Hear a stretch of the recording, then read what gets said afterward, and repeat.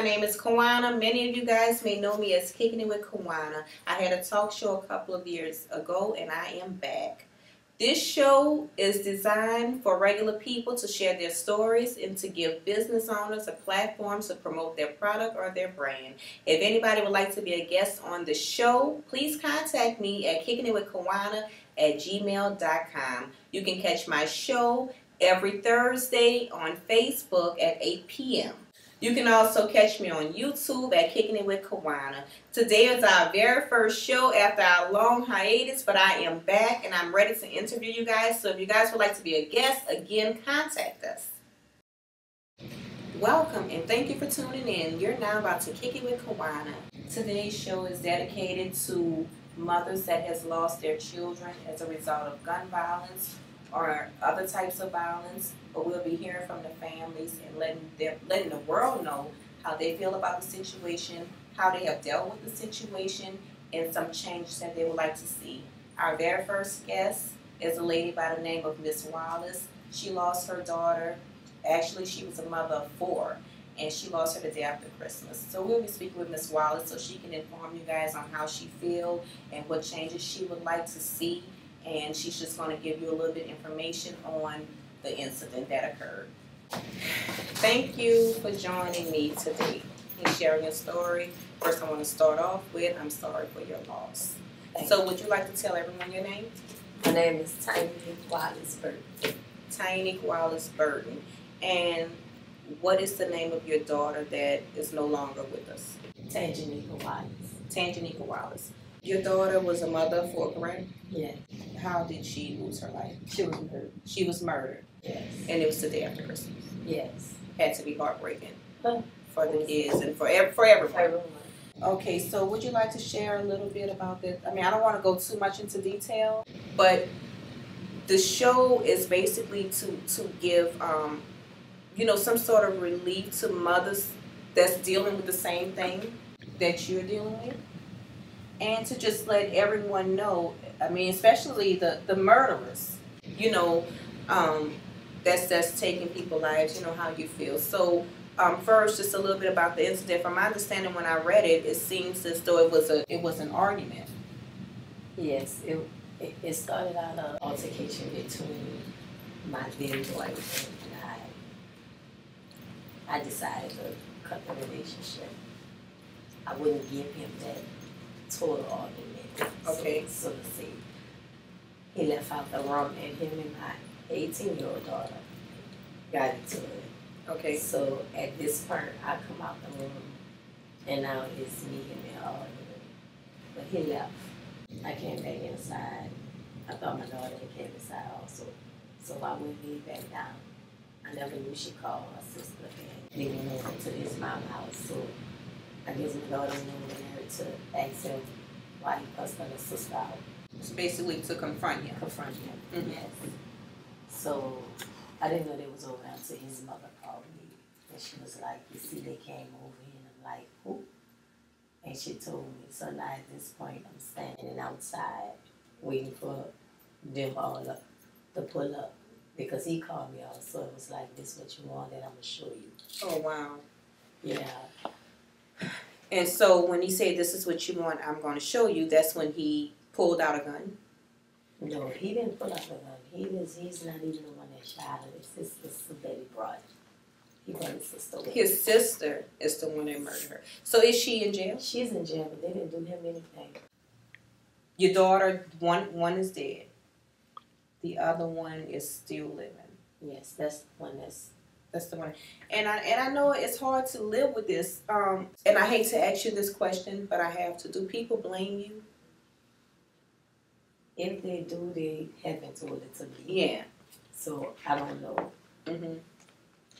Besides his side, he says it's my fault that my child is dead. That's a message that he sent to me. Because she went over there to confront him, and things escalated quickly, and as a result, she's well, no it didn't, because it wasn't even an argument. His mother said she wasn't even disrespectful. She said when she asked her to leave, she left. He just decided to follow her back home. So she was killed at At my house. Oh, wow. In my house. Okay. And so and then so it's justice served. You said that she's. I mean, is the trial over? No, the trial isn't over, so I can't speak too much. Okay, that's fine. Are there any groups or organizations that you're a part of that's helping you? I haven't gotten into anything. I really planted myself into my work. Okay. But now, you know, as I look at it, in the midst of that altercation, the last words my child said was, "I'm gonna get you out of my mama life if it kills me." Oh no. So it's basically like she died in order for me to live. So now I'm focusing on trying to do my book that I've been wanting to do. Okay, so your book is a part of it's a relief, total relief, healing, yes, all of that, and also I'm starting up a boogie feeding the homeless, because that's something that we used to do a few years ago, and we was about to start it back up. So I'm trying to start a little foundation up in her name, but I'm just working. Because you know it's such a tragic situation when these things happen, and then everybody is pointing fingers, and you know we wish that we can turn back the hands of time, but unfortunately we can't. So this show is basically about the healing process and about things that, I mean, and I want you to share your story, because oftentimes the victim's family does not really get a chance. You see what they play on the news, and sometimes it's not in your best light. So that's what this show is dedicated for, in order for you to get your story out and to let people know how you really feel, and the things that you're doing to basically heal.